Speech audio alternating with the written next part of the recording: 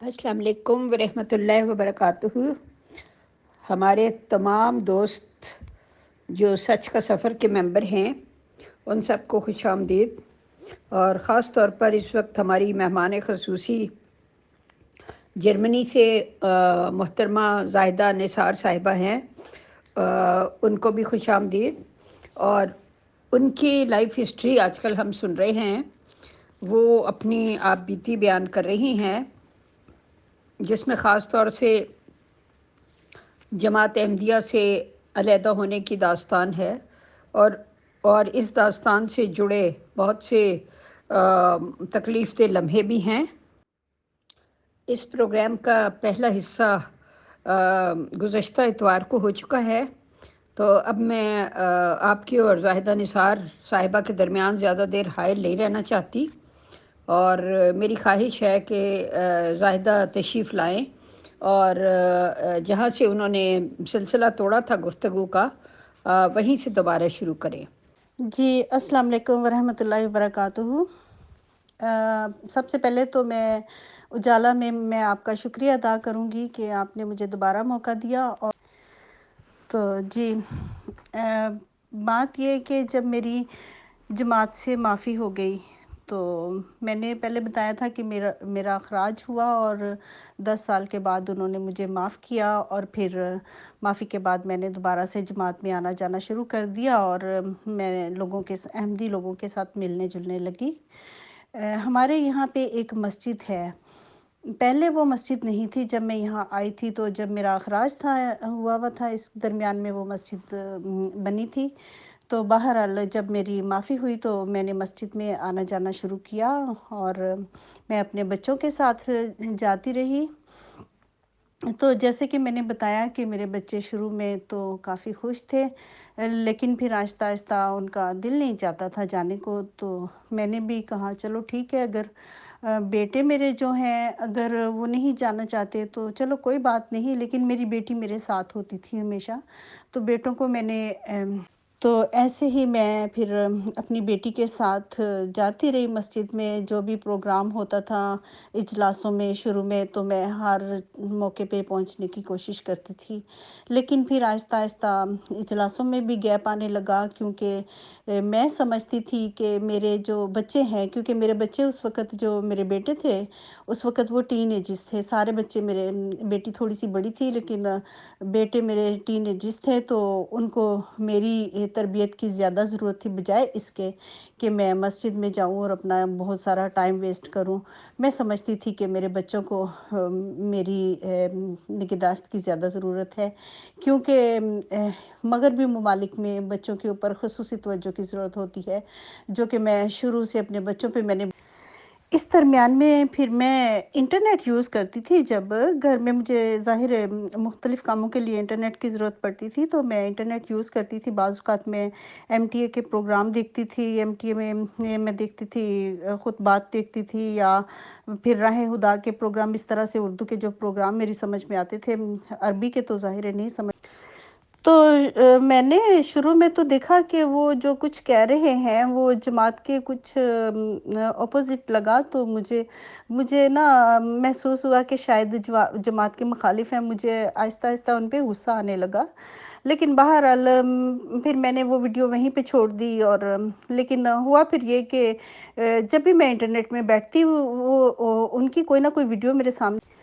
तो जब मैंने देखा कि जब उन्होंने ये बताया कि उनकी जमात से अलहदगी कैसे हुई, कि किसी नाइंसाफ़ी की बुनियाद पे उन्होंने मिर्ज़ा ताहिर को ख़त लिखा, तो मिर्ज़ा ताहिर ने उनको जवाब दिया कि मुझे तो इसकी समझ नहीं आई। तो जब उन्होंने ये वो जवाब पढ़ा, तो वो कहते हैं कि मैंने फिर कहा कि जब खलीफ़ा कोई समझ नहीं आई एक बात की, तो फिर पीछे रह क्या जाता है? तो ये बात मुझे वाक़ई बड़ी अच्छी लगी कि वाक़ई इस बात ये है, ऐसी ही बात है कि अगर खलीफ़ा को नहीं समझ आई तो पीछे क्या बचता है? تو یہ اس کے ساتھ ہی میرے ذہن میں وہ سارے 10 سال گھوم گئے جو کہ میرے ساتھ خلیفہ طاہر نے کیا تھا۔ انہوں نے جو کہ میرے خطوں کے جوابات نہیں دیے، اور میرے اس خط کا جواب دے دیا جو کہ میں نے ایک علیحدہ مقصد کے لیے لکھا تھا، جو کہ میں بتا رہی ہوں کہ اپنے بیٹے کی دوائی کے لیے میں نے لکھا تھا کہ میرے بیٹے کی آنکھ کا مسئلہ ہے تو آپ کچھ دوائی تجویز کریں، تو اس کا جواب انہوں نے دے دیا تھا۔ تو پھر میں یہی سمجھی کیا یہ یقینی بات ہے کہ انہوں نے میرے خطوط کا جواب جان بوجھ کے نہیں دیا تھا۔ تو میرے ذہن میں ایک دم سے خلفاء کے بارے میں ایک دم سے اس طرح کی بات آ گئی کہ یہ کس طرح کے خلیفہ ہیں، ان کو پتہ نہیں ہے کہ ہمارے فالوورز کی مطلب تکالیف کیا ہیں، اور ان کو کس مطلب یہ کون سی سچویشن سے گزر۔ پھر میرے ذہن میں خلفائے راشدین اور ان خلیفوں کے بارے میں تقابل شروع ہو گیا۔ پھر میں نے جب یہ میرے ذہن میں تھا کہ حضرت عمر فاروق رضی اللہ تعالیٰ عنہ جب اپنے رات کے گشت میں جاتے تھے پتہ کرنے کے لوگوں کی تکلیفات کا، تو انہوں نے ایک گھر کے باہر کھڑے ہو کے سنا کہ ایک بچہ رو رہا تھا، تو اس کی ماں کہہ رہی تھی کہ بیٹا دعا کرو اس خلیفہ کو جس نے تمہارے پیسے بند کر دیے۔ تو مجھے وہ میرے ذہن میں بات آئی، تو میں نے واقعی محسوس کیا کہ خلیفہ یہ کس طرح کے خلیفہ ہیں، ان کو کوئی اندازہ ہی نہیں کہ کس قدر تکلیف سے لوگ گزرتے ہیں، اور ان کو اپنے مسائل بتاتے ہیں اور ان کو کچھ سمجھ نہیں آتی۔ یہ میرے اسی درمیان میں پھر میں نے فوزیہ فیضی کا انٹرویو دیکھا، جو کہ میں نے لاسٹ ٹائم میں بھی اپنے پروگرام میں بتایا تھا کہ وہ کیا کیا باتیں کر رہی تھی۔ تو مجھے اس کی باتوں سے بھی یہ شک پڑا کہ کچھ گڑبڑ تو ضرور ہے، ہو نہ ہو کوئی نہ کوئی پرابلم اس جماعت کے اندر ضرور ہے۔ تو میں نے مطلب پھر آگے پھر میں ایک اجلاسات میں تو میں جاتی ہی ہوتی تھی۔ پھر میں نے ایک اجلاس میں بیٹھے ہوئی تھی، تو میں نے مطلب پڑھ رہے تھے ہم نصاب میں ایک موضوع کے اوپر بات ہو رہی تھی، وہ موضوع تھا منارۃ المسیح کا۔ جب میں نے مجھے پتہ چلا کہ منارہ جو ہے وہ مسیح موعود نے خود بنایا تھا، تو ایک دم سے مجھے دھچکا سا لگا۔ تو میں نے تو ادھر بیٹھے ہی سوال کر لیا، جو اجلاس کروا رہی تھی، جو بھی مطلب ادھر تھی ٹیبل پہ بیٹھی ہوئی، میں نے اس سے کہا کہ کیا حضرت مسیح موعود نے منارہ خود بنوایا تھا؟ تو آپ یقین کریں جواب کیا ملا؟ جواب ملا کہ جی، تاکہ مسیح موعود کی یعنی کہ امام مہدی کے آنے کی جو نشانی تھی وہ پوری ہو جائے۔ یہ بات مجھے بڑا ایک مذاق سا لگا، یہ میرا خیال ہے میں نے لاسٹ ٹائم۔ اور پھر نبی ہونے کی بات جو ہے، جب تک میں پاکستان میں تھی تو میں نے کبھی یہ نہیں سنا تھا کہ امام مہدی نبی بھی ہے۔ آپ یقین کریں مجھے یہ جرمنی میں آ کے پتہ چلا ہے کہ ان کو نبی بھی مانتے ہیں۔ جرمنی میں جب انہوں نے کھلم کھلا کہنا شروع کیا کہ وہ نبی بھی ہیں، تو مجھے پتہ چلا کہ نبی بھی ہیں۔ عجیب سی بات ہے کہ یہ نبی بھی ہیں۔ تجسس میرے ذہن میں بڑھا کہ نبی کیسے ہو سکتے ہیں، کیونکہ میں تو حضرت محمد صلی اللہ علیہ وآلہ وسلم کو آخری نبی مانتی تھی، اور میں نے یہ دیکھا ہے کہ آپ صلی اللہ علیہ وسلم تو نبی کی بات پہ میں آپ کو بتاؤں کہ جب یہ میں سوچتی تھی کہ یہ ان کو نبی بھی مانتے ہیں، تو میں اللہ تعالیٰ سے دعا کیا کرتی تھی، اور میں اس بات کے لیے اپنے آپ کو شرمندہ محسوس کیا کرتی تھی کہ میں تو حضرت محمد صلی اللہ علیہ وسلم کو نبی مانتی ہوں، اور میں ایک سچی مسلمان ہوں، ان کے بعد کوئی نبی نہیں ہے، تو میں ان کو کیسے نبی مانوں؟ لیکن پھر میں اپنے آپ کو ڈھارس دیتی ہوتی تھی کہ اگر میں ان کو نبی مانتی ہوں تو میں ایسے کرتی ہوں کہ میں ان کو نبی نہیں مانتی، میں ان کو صرف امام مہدی مانتی ہوں۔ لیکن پھر میرے ذہن میں آتا تھا کہ اگر میں ان کو امام مہدی مان لیتی ہوں از اوکے، لیکن یہ ہے کہ جو لوگ ان کو نبی مانتے ہیں وہ پھر ان کو نبی کیوں مانتے ہیں؟ تو پھر میرے ذہن میں آیا کہ اگر وہ لوگ ان کو نبی مانتے ہیں تو کیا لوگ خود ہی نبی مانتے ہیں؟ خود تو نہیں نبی مانتے، ضرور انہوں نے کہا ہوگا کہ میں نبی ہوں۔ تو میرے ذہن میں یہ آتا تھا کہ اگر انہوں نے یہ کہا ہے کہ میں نبی ہوں تو یہ تو غلط بات ہے، یہ کیسے؟ تو انہی چیزوں میں سوچتے ہوئے، انہی باتوں پہ غور کرتے کرتے پھر میں انٹرنیٹ میں تو یوز کرتی تھی ہمیشہ، میں کوئی نہ کوئی ایسی چیزیں دیکھتی تھی جس سے میرے علم میں اضافہ ہو۔ تو میں نے پھر ایک وہ ویڈیوز دیکھیں جو کہ اے کے شیخ صاحب اور ان کے ساتھ حافظ چودھری اکبر صاحب تھے، تو ان دونوں نے ایک ویڈیوز کا سلسلہ شروع کیا ہوا تھا کوٹیج کنسرویشن کا نا۔ تو وہ ویڈیوز میں نے حرف بحرف ایک ایک لائن، ایک ایک چیز میں نے اس کی دیکھی اور میں نے اس کو سمجھا، وہ جو بتا رہے۔ پھر میرے ذہن میں آتا تھا کہ اگر اس میں سے یہ کچھ غلط بتا رہے ہیں، اگر ایسا ہوتا کہ وہ کچھ غلط بتا رہے ہوتے تو اس کے خلاف کوئی تو پروگرام جماعت کا ہوتا کہ یہ کیا بتا رہے ہیں، یہ غلط ہے۔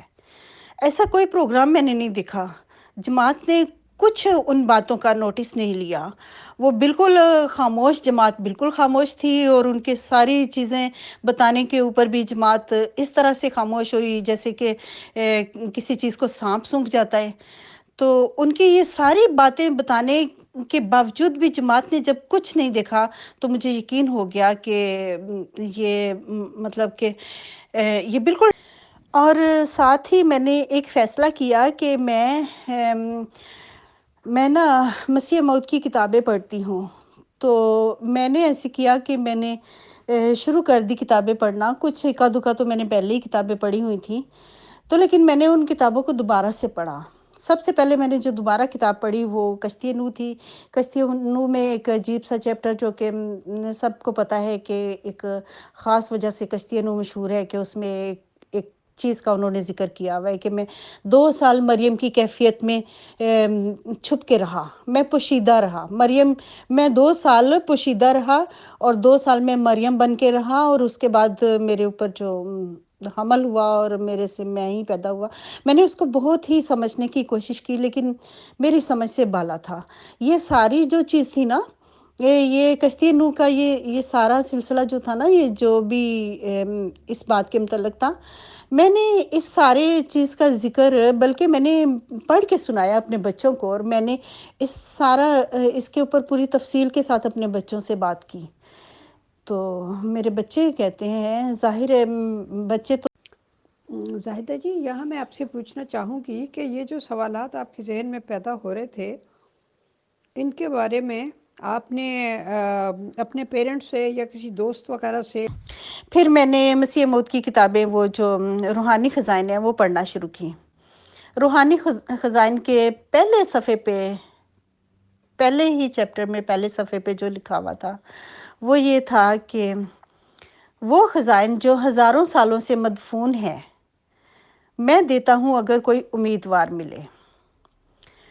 یہ ایک سنٹینس جو ہے اس پہ بہت غور کرنے کی ضرورت ہے۔ ہزاروں سالوں سے وہ خزائن مدفون ہیں، اور ہزاروں سالوں سے کیسے وہ خزائن مدفون رہ سکتے ہیں، جبکہ انہی ہزاروں سالوں کے درمیان جو کہ حضرت محمد صلی اللہ علیہ وآلہ وسلم، انہی ہزاروں سالوں نہیں بلکہ 1300 سال پہلے ان سے حضرت محمد صلی اللہ علیہ وآلہ وسلم آئے تھے اور اپنا سب کچھ اسلام کا بتا کے گئے تھے۔ نہیں، میں نے اکا دکا میں نے اپنی 1-2 بہنوں سے ذکر کیا صرف، لیکن ان سے بھی مجھے کوئی اس طرح کا کوئی مطلب کہ مناسب بات کا جواب نہیں ملا، مناسب جواب نہیں ملا۔ ان کا کہنا یہ تھا کہ پتہ نہیں ہے انہوں نے کس رنگ میں یہ کہا ہے۔ مجھے کوئی امید بھی نہیں تھی ان سوالات کے جواب ملنے کی، اس لیے میں نے مناسب سمجھا کہ اگر میں اس چیز کا ذکر کروں گی کسی سے بھی تو بجائے اس کے کہ وہ مجھے ٹھیک جواب دیتے، وہ مجھے صرف جی۔ تو ہزاروں سال کے بعد پھر پڑھتے ہوئے میں تھوڑا سا آگے گئی، شاید 2-3 صفحے آگے میں نے پڑھا، تو آگے لکھا ہوا تھا، اس بات پہ غور کرنے کی ضرورت ہے کہ وہ خدام، اشاعت اور مختلف کاموں کرنے والے خدام ہیں، انہوں نے حضرت محمد صلی اللہ علیہ وآلہ وسلم کی خدمت میں درخواست کی کہ آپ آئیے اور اپنا کام پورا کیجئے۔ یہ بات مجھے بڑی अजीब व गरीब सी लगी कि कौन से खुदाम किन्होंने दरख्वास्त की हज़रत मोहम्मद सल्लल्लाहु अलैहि वसल्लम से कि आप आइए और अपना काम पूरा कीजिए। मतलब कि एक बात तो इसमें ये आती है कि क्या हज़रत मोहम्मद सल्लल्लाहु अलैहि वसल्लम अपना काम पूरा नहीं करके गए क्या? तो फिर इस बात के बाद आगे था कि हज़रत मोहम्मद सल्लल्लाहु अलैहि वसल्लम की रूहानियत ने जवाब दिया, देखो मैं मुल्क हिंद में आऊँगा। ये अजीबो-गरीब सी बातें मैंने जब पढ़ी तो मैंने सोचा कि ये बात बिल्कुल ऐसी है जैसे कि कुछ सालों पहले हमने एक बात सुनी थी कि ताहरुल कादरी जो हैं उन्होंने एक ख्वाब देखा और वो बता रहे थे कि मैंने एक ख्वाब देखा और मैंने हज़रत मोहम्मद सल्लल्लाहु अलैहि वसल्लम से फरमाया कि आप मेरे साथ पाकिस्तान चलें। तो हज़रत मोहम्मद सल्लल्लाहु अलैहि वसल्लम ने उनसे फरमाया कि मैं तुम्हारे साथ पाकिस्तान जाऊँगा, लेकिन मेरे जाने का खर्चा तुमने बर्दाश्त करना है। ये अजीबो-गरीब सी बात ताहिरुल कादरी ने भी कही, जो कि मुझे ये बात याद आ गई कि जब ज़ाहिदा जी, ये कौन सी बुक में लिखा हुआ था कि खुदाम से दरख्वास्त की कि आप आइए और अपना काम पूरा कीजिए? ये रूहानी खजाइन पहले जो सबसे पहले लिखा हुआ होता है ना, कि वो खजाइन जो हजारों सालों से मदफून थे, उसी के आगे एक दो सफ़े के बाद ये तो साथ ही मेरे जहन में आया कि दीन तो मुकम्मल हो चुका है। हज़रत मोहम्मद सल्लल्लाहु अलैहि वसल्लम अपना काम पूरा करके गए हैं। कोई ऐसी बात नहीं है जो कि छूट गई हो। साथ ही मेरे ज़हन में खुतबा हज्जतुल विदा आ गया। उसके अल्फाज मेरे दिमाग में घूम रहे थे, क्योंकि मैंने पढ़ा हुआ था तो वो खुतबा मेरे ज़हन में गर्दिश कर रहा था। वो अल्फाज मुझे ठीक तरह से याद नहीं, लेकिन उसके मानी उसके मुझे याद थे। तो फिर वो खुतबा मैंने निकाला और वो खुतबा मैंने फिर सुना, देखा और गूगल से पढ़ा भी मैंने, खुतबा हज्जतुल विदा। उसमें हज़रत मोहम्मद सल्लल्लाहु अलैहि वसल्लम पूरा खुतबा जब देते हैं, उसके बाद आप सल्लल्लाहु अलैहि वसल्लम फरमाते हैं, लोगों, जो लोग यहाँ मौजूद हैं, इन्हें चाहिए कि ये अहकाम और ये बातें इन लोगों को बता दें जो यहाँ मौजूद नहीं हैं। हो सकता है कोई गैर मौजूद तुमसे ज़्यादा समझने और महफूज रखने वाला हो। इसके बाद अल्लाह के रसूल हज़रत मोहम्मद सल्लल्लाहु अलैहि वसल्लम ने लोगों से पूछा कि मेरे बारे में अगर तुमसे कोई सवाल करे तो क्या जवाब दोगे? लोगों ने जवाब दिया, हम इस बात की शहादत देंगे कि आप सल्लल्लाहु अलैहि वसल्लम ने अमानत यानी दीन पहुंचा दी और आप सल्लल्लाहु अलैहि वसल्लम ने हक़ रिसालत अदा फरमाया और उम्मत की खैरखाही फरमाई। तो हज़रत मोहम्मद सल्लल्लाहु अलैहि वसल्लम ने अपनी अंगश्त शहादत आसमान की तरफ उठाई और लोगों की जानिब इशारा करते हुए 3 दफ़ा फरमाया, ए अल्लाह गवाह रहना, ए अल्लाह गवाह रहना, ए अल्लाह गवाह रहना। जब हज़रत मोहम्मद सल्लल्लाहु अलैहि वसल्लम ने तो इस खुतबे के बाद फिर अल्लाह ताला ने आखिरी वही हज़रत मोहम्मद सल्लल्लाहु अलैहि वसल्लम पर की। और वो वही, इसका मैं उर्दू तर्जुमा बताऊंगी आपको।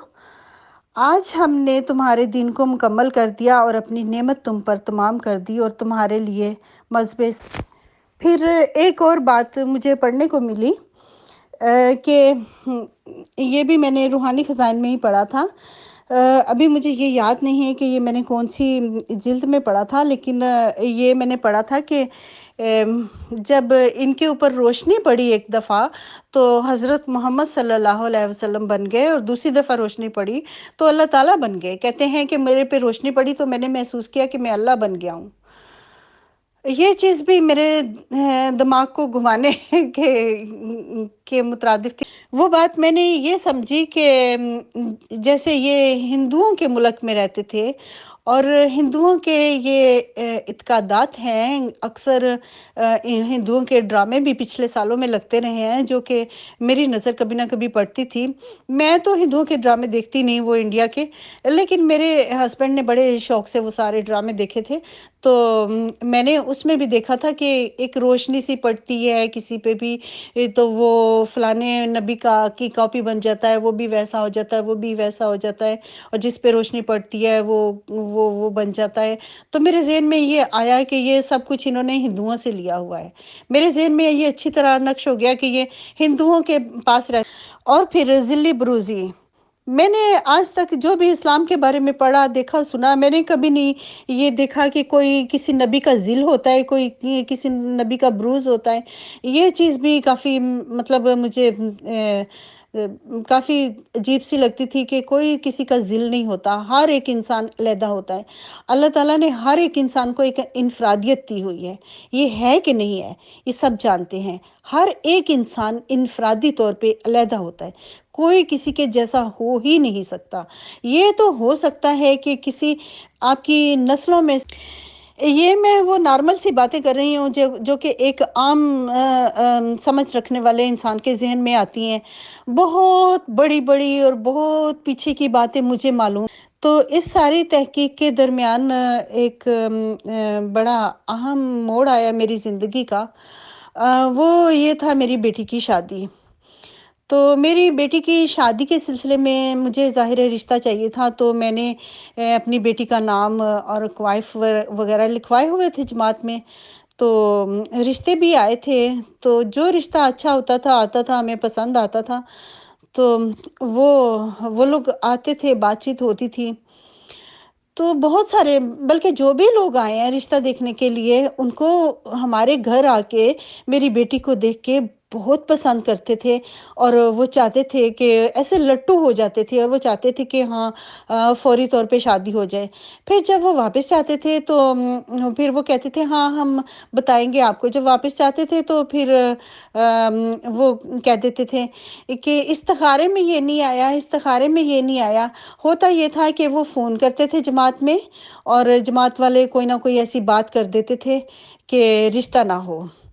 وہ بات کیا کرتے تھے؟ وہ بات یہ کرتے تھے، یقیناً یہ بات کرتے تھے کہ کیونکہ میں سختی کی بالکل سختی کے حق میں نہیں تھی، کیونکہ میں نے بچے کو، اپنی بچی کو چھوٹے ہوتے تو میں نے اس کو دوپٹہ دے کے اچھی طرح بھیجا باہر اسکولوں میں بھی۔ لیکن ایک دفعہ ایسا ہوا، 8ویں 9ویں کلاس میں تھی، تو ہم کسی کام کے لیے اسکول میں گئے، تو اسکول میں ظاہر ہے میری بچی دوپٹہ لے کے جایا کرتی تھی اسکول میں۔ جب میں نے دیکھا تو دوپٹہ تو اس کے گلے میں بھی نہیں تھا۔ تو اس بات کے لیے میں کوئی شرمندہ نہیں ہوں کہ دوپٹہ اس کے گلے میں بھی نہیں تھا۔ پھر جب میں نے گھر پہ آئی تو میں نے کہا عائشہ بیٹا ایسے تو بری بات ہے۔ مجھے بڑی تکلیف پہنچی اس بات سے نا۔ پھر میں نے سوچا کہ، تو میں نے پھر اپنی بیٹی سے کہا کہ بیٹا اگر آپ کو پسند نہیں ہے، آپ باہر جا کیسے کرتی ہو، آپ گھر سے ہی نہیں لے کے جایا کرو۔ اگر آپ نہیں لینا چاہتی تو میں آپ کے اوپر سختی نہیں کرتی، لیکن اگر لے لو گی تو اچھی بات ہوگی۔ پھر میں نے سختی سے بالکل بھی نہیں کہا۔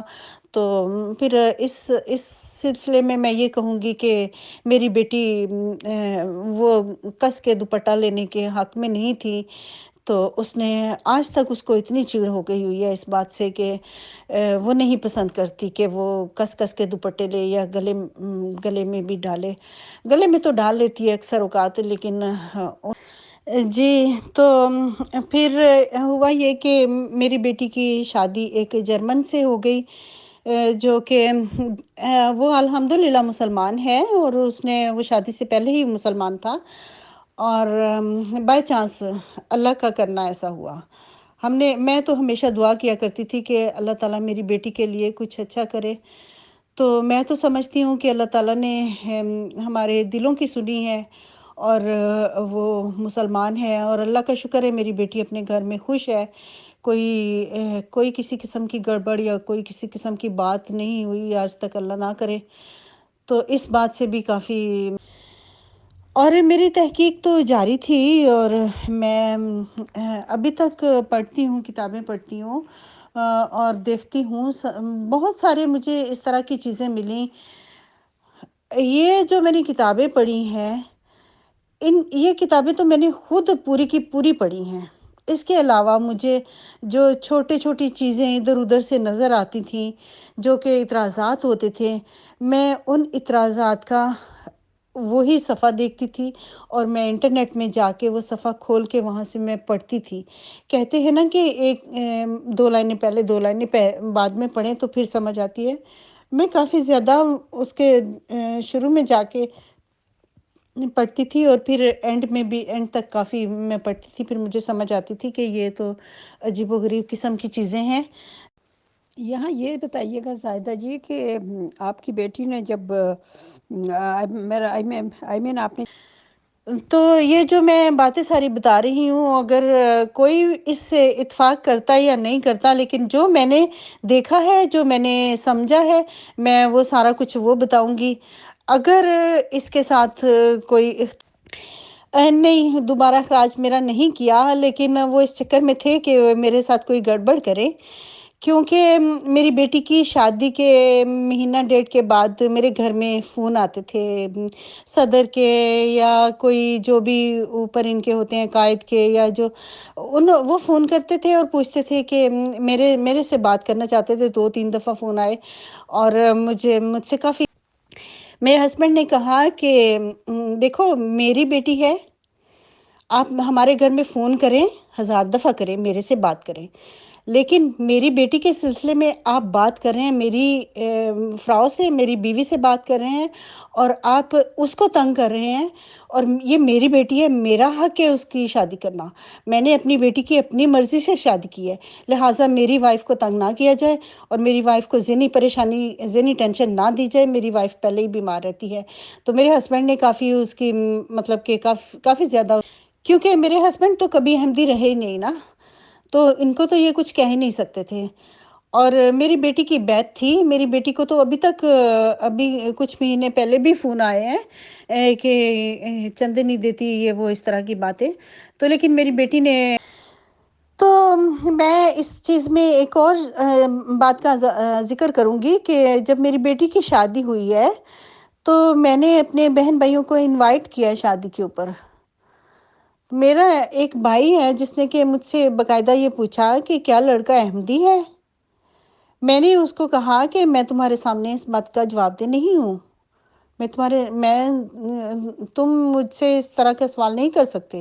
میں نے تمہیں ایسے ہی میری بیٹی کی شادی کے لیے میری سسٹر نے مجھے کہا کہ اس لڑکے کی بیعت کروا لو، اس کی بیعت کروا لو، بھی بیعت کروا لو، کچھ نہیں ہوتا، معاملہ حل ہو جائے گا، یہ تو وہ اس طرح کی بڑی باتیں کی، لیکن میں یہ نہیں کرنا چاہتی تھی، کیونکہ میں خود، میرے ذہن میں سوالات اٹھ رہے تھے، میں خود نکلنے کا سوچ رہی۔ تو پھر ہوا یہ کہ میرے بھائی جو تھے، میرے دونوں بھائی میری بیٹی کی شادی میں نہیں آئے، کیونکہ لڑکا احمدی نہیں تھا۔ میری بہنیں آئی تھیں، دونوں بہنیں آئی تھیں، تو شادی تو پھر بھی ظاہر ہو ہی جاتی ہے، کوئی آئے یا نہ آئے، جو کام ہونا ہوتا ہے وہ تو ہونا ہی ہوتا ہے۔ تو میرے دونوں بھائی میری بیٹی کی شادی میں نہیں آئے، نہ انہوں نے مبارک لکھی، نہ انہوں نے کچھ لکھا، نہ انہوں نے کوئی کانٹیکٹ کیا، نہ ہی وہ خوش ہوئے۔ یہاں تک کہ میرے والد پاکستان میں تھے، انہوں نے بھی کوئی مبارک نہیں لکھی، نہ وہ خوش ہوئے اس بات سے، بلکہ میرے والد صاحب تو میرے بھائیوں کو بھی کہتے رہے ہیں، میری بہنوں کو بھی کہتے رہے ہیں نہیں جانا نہیں جانا، میرے بھائی میری بہنوں کو منع کرتے رہے نہیں جانا اس عائشہ کی شادی میں، وہ غیر احمدی سے شادی ہو رہی ہے۔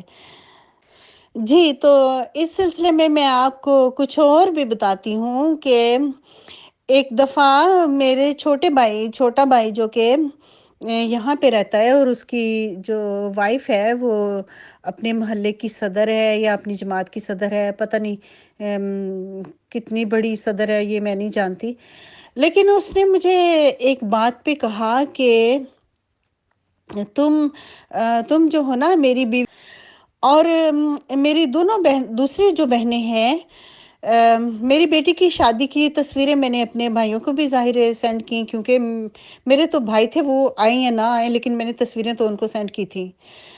لیکن میرے ایک بھائی نے تصویریں مجھے وہ بھیج کے کچھ مہینوں کے بعد کہا یہ دیکھو میرے پاس تصویریں ہیں، تم نے یا تمہاری بیٹی نے خود ہی بھیجی ہوئی ہیں، تو میں تو ابھی ان کا تو اخراج کروانے لگا ہوں جو تمہاری بیٹی کی شادی میں گئی تھی بہنیں، جو بہنیں اس کی اپنی بہنیں، میری بہنیں، کہ میں ان کا اخراج کروانے لگا ہوں، میں تصویریں امور عامہ میں بھیجتا ہوں۔ تو مجھے بڑا غصہ آیا، میں نے کہا کہ وہ امور عامہ والے تمہارے کیا لگتے ہیں؟ تم اپنی بہنوں کی تو یہ ساری چیزیں تو اس طرح سے ہوئی. میں نے تو پہلے آپ کو بتا دیا کہ میرے ذہن میں سوالات کس طرح سے کے چل رہے تھے. تو یہ سوالات ذہن میں چلنا کوئی بری چیز نہیں ہے. جب آپ سمجھتے ہو کسی بات کے اوپر اتنے زیادہ پکے طور پہ کاربند ہوتے ہو اور آپ کو ایک دم سے جھٹکا پہنچتا ہے تو آپ تو پھر ظاہر ہے سمجھتے ہو کہ یہ غلط ہے اور اتنی تکلیفیں دے رہے ہیں یہ مجھے, تو میں ان کو چھوڑ کیوں نہ دوں. تو ظاہر ہے جب اللہ کی طرف سے ایک چیز آپ کے ذہن کے اندر آ رہی ہے کہ یہ چیز غلط ہے, ان سے پیچھے ہٹ جاؤ, تو میں پھر پیچھے اچھا ہاں, اس سلسلے میں ایک اور بات, بڑی اہم بات ہے جو کہ مطلب بیان کرنے کے قابل ہے, وہ یہ ہے کہ اس درمیان میں بیمار رہی ہوں کافی لمبا عرصہ, لمبا ٹائم, 1 دفعہ 2 دفعہ 3 دفعہ, کافی دفعہ ایسا ہوا ہے, اور میں ہاسپٹل میں داخل رہی ہوں. تو ہاسپٹل میں دیکھیں یہ ویسے بڑے بنتے ہیں کہ یہ جب کوئی بھی جرمن کہ فلاں بیمار ہے, ادھر اتنی دور ہاسپٹل, وہاں جانا ہے, ان کی خبر لینے جانا ہے. میں یہاں بیمار رہی ہوں, سب کو پتا تھا, سب کو پتا چلا, کوئی ایک میری خبر لینے نہیں آیا.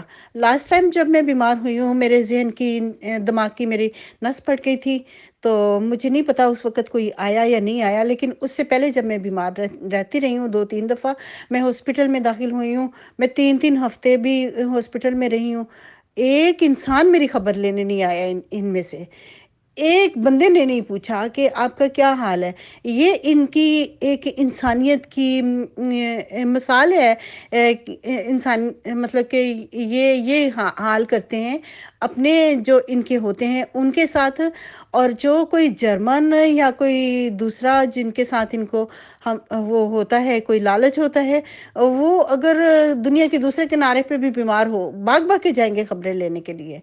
تو یہ تو ان کا یہ سلسلہ ہوتا ہے. جی سوری, میں کچھ سوچ لوں تھوڑا سا, اور پھر میں 1-2 منٹ کے بعد پھر آڈیو کرتی ہوں ایک اور. جی تو یہ جب میں لاسٹ ٹائم بیمار ہوئی ہوں, یہ بات ہے 2019 مارچ کی. اس ٹائم میرے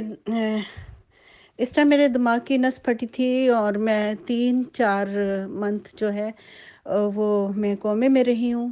مجھے نہیں پتا کہ کوئی میری خبر لینے آیا یا نہیں آیا, مجھے کوئی اس سے دلچسپی بھی نہیں ہے. لیکن اس کے بعد پھر میں نے دیکھا کہ میرے قریب جو گھر تھا احمدیوں کا, وہ تو عورت آئی ہے, لیکن مجھے اچھی طرح کوئی اس کے بارے میں اس سے کوئی بات کی ہے میں نے نہیں کی, مجھے یاد نہیں ہے, کیونکہ اس وقت میں ہاسپٹل سے فوری طور پہ جب گھر پہ آئی تھی تو میں اس قابل نہیں تھی کہ میں صحیح سے سمجھ سکوں کوئی بات کر. تو مجھے لیکن اس کے بعد انہوں نے اس بیماری کے سلسلے کے بعد انہوں نے مجھے واٹس ایپ گروپ میں ڈالا تھا. تو ٹھیک ہے, میں واٹس ایپ گروپ میں تھی, لیکن پھر اچانک مجھے جو ان کی ایڈمن ہے اس نے واٹس ایپ گروپ سے نکال دیا. کوئی بات نہیں ہوئی, کوئی کچھ ایسا نہیں معاملہ نہیں ہوا, کسی قسم کی کوئی بات نہیں ہوئی, لیکن اس نے مجھے نکال دیا. لیکن اگر کوئی مسئلہ تھا یا کوئی بات تھی تو اسے مجھ سے بات تو کرنی چاہیے تھی. اس نے مجھے واٹس ایپ گروپ سے نکال دیا, میں بھی خاموش رہی. پھر ہوا یہ کہ پھر تھوڑی سی دیر کے بعد اس نے مجھے اچھا اس نے مجھے نہیں بتایا کہ کیوں نکالا ہے. اس نے کوئی میرے اس رپلائی کا جواب بھی نہیں اس نے دیا. جب اس نے مجھ سے پوچھا, میں نے یہ رپلائی, اس نے مجھ سے پوچھا کہ کافی دیر ہو گئی ہے, کوئی رابطہ نہیں, کوئی کانٹیکٹ نہیں, آپ کا کیا مسئلہ ہے. میں نے کہا اچھا آج اس کو یاد آیا. میں نے کہا پھر کہتی ہے کہ کیا آپ اجلاسوں میں نہیں آتی, کوئی چندے نہیں دیتی. تو میں نے کہا کہ اصل میں بات یہ ہے کہ میں نے جماعت چھوڑ دی ہے. کہتی ہے کہ آپ نے جماعت چھوڑی کیوں ہے. میں نے کہا کہ میرے ذہن میں یہ سوالات اٹھ رہے تھے, تو مجھے اس طرح سے سمجھ آئی ہے, تو میں نے جماعت کو چھوڑ دیا ہے کہ وہ نبی مانتے ہیں ایسے. تو کہتی ہے ہاں نبی تو مانتے ہیں, لیکن یہ تو سمجھنے کی بات ہے. میں نے کہا تو مربی صاحب کو ابھی یاد آیا کہ میرے ذہن میں سوالات اٹھ رہے ہیں, لہٰذا کانٹیکٹ کیا جائے. تو میں نے کہا نہیں ابھی ٹائم گزر چکا ہے، ابھی مجھے ضرورت نہیں ہے آپ سے کچھ بھی پوچھنے کی۔ میں نے ان سے پتہ کیوں نہیں پوچھا ہے، اس لیے کہ مجھے پتہ تھا انہوں نے صرف الٹے سیدھے جواب دینے ہیں۔ میں ان کے جوابات کو اچھی طرح جانتی تھی، میں اتنے سالوں سے ان کے اندر تھی، تو میں تو بڑی اچھی طرح جانتی تھی کہ یہ کس طرح سے بات۔ تو میں نے اس کو یہ بھی بتایا کہ آپ کے ایڈمن نے مجھے واٹس ایپ گروپ سے نکال دیا تھا، تو وہ کہتی ہے کہ اس وقت یہ ہوا تھا کہ گروپ بند ہو گیا تھا۔ تو گروپ بند ہو گیا تھا، آپ کے پاس پرائیویٹ نمبر ہے، آپ مجھے پرائیویٹ میسج کر سکتی تھیں کہ گروپ بند ہو گیا ہے، اس لیے گروپ ابھی اس وقت بند ہے۔ ٹھیک ہے، اس وقت بھی نہیں بتایا، پھر جب اس نے مجھے دوبارہ سے میسج کیا اور پوچھا اور میں نے اسے جواب دیا کہ آپ نے خود ہی نکالا تھا، اس نے پھر بھی میسج نہیں کیا۔ اس طرح کے رویے ہوتے ہیں ان کے، عجیب معاملہ ہوتا ہے ان کے ساتھ، عجیب قسم کے لوگ ہوتے ہیں یہ۔ ہم اگر یہاں پہ کسی بھی جگہ پہ جاتے ہیں، میں جرمنی میں رہتی ہوں، میں کہیں پہ بھی جاتی ہوں، کسی مطلب گیدرنگ میں جاتی ہوں، کہیں پہ بھی جاتی ہوں، ہزار لوگ ہوتے ہیں جو۔ تو بہرحال اس صدر نے مجھے کہا کہ میں لکھ کے دے دوں کہ میں نے جماعت چھوڑ دی ہے اور کس وجہ سے چھوڑی ہے۔ میں نے اس سے کہا کہ ٹھیک ہے میں آپ کو لکھ دیتی ہوں، لیکن اس کے لیے یہ ہے کہ آپ مجھے ایک پیپر پہ لکھ کے بھیج دو، میرا ایڈریس آپ کے پاس ہے، آپ مجھے لکھ کے ایک خط لکھ دو کہ میں آپ کو لکھ دوں کہ آپ مجھے کہہ رہی ہیں کہ میں لکھ کے دوں کہ میں نے جماعت چھوڑ دی ہے تو کس وجہ سے چھوڑی ہے۔ اگر آپ مجھے یہ لکھ کے بھجوا دیتی ہیں تو میں آپ کو لکھ کے دے دوں گی۔ لیکن اس کے بعد کوئی کانٹیکٹ نہیں ہوا، کوئی بات نہیں ہوئی، نہ کوئی لیٹر، نہ کوئی فون نمبر، نہ کچھ۔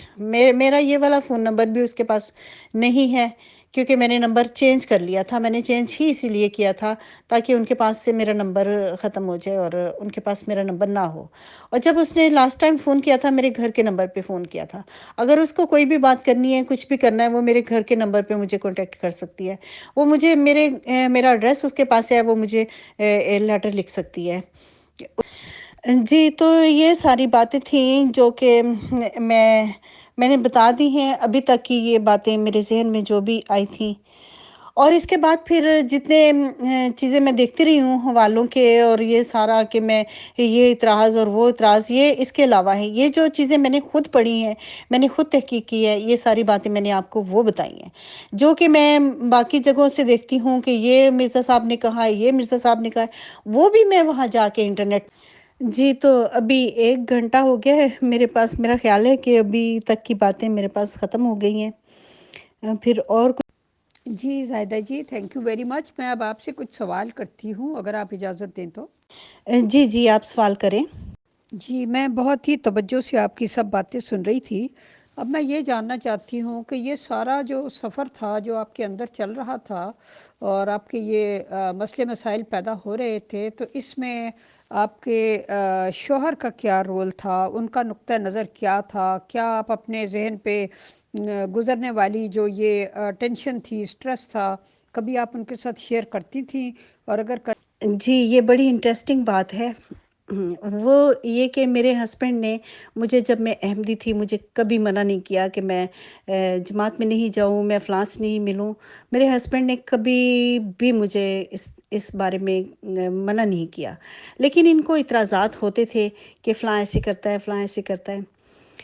تو اٹس اوکے، اعتراضات ہوتے تھے تو میں ان کو بعض اوقات تو کہہ دیتی تھی، جیسے کہ میرے ہسبینڈ نے کبھی کچھ نہیں کہا، اور بچوں کے معاملے میں لیکن انہوں نے مجھے یہ ضرور کہا ہے کہ میرے بچے ہیں، یہ احمدی نہیں ہے۔